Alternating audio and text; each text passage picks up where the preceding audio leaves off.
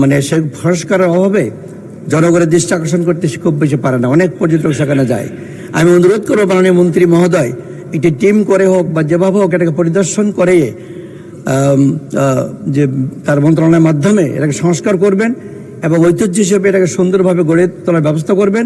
যেমন শ্যামনগরের জনগণের পর্যটন কেন্দ্র এলাকা, নদীর মানে জঙ্গল এলাকা, সেখানেও লোক আসবে, আর এখান থেকে অনেক মানে পয়সাও ইনকাম, অর্থ ইনকাম হওয়ার সম্ভাবনা রয়েছে মাননীয় স্পিকার। আমি আহ্বান জানিয়ে আপনার ধন্যবাদ দিচ্ছি। আসসালামু আলাইকুম রহমতুল্লাহ। ধন্যবাদ মাননীয় সদস্য।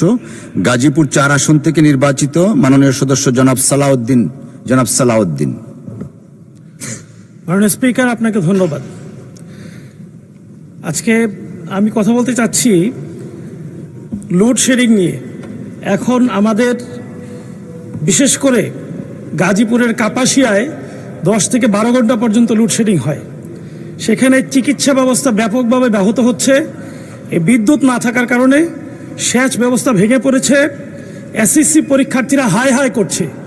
বিদ্যুতের সংকটের কারণে চতুর্দিকে যেই অবস্থা চলছে, এটা উত্তরণে আশু ব্যবস্থা গ্রহণ না করলে তারা ব্যাপকভাবে ক্ষতিগ্রস্ত হবে। বিষয়টি দেখার জন্য সম্মানিত বিদ্যুৎ এবং জ্বালানি মন্ত্রীর কাছে বিনয় অনুরোধ করছি। একই সাথে যেহেতু আমার নির্ধারিত বিষয় শেষ হয়েছে, একটি বিষয় আমি নজরে আনতে চাই।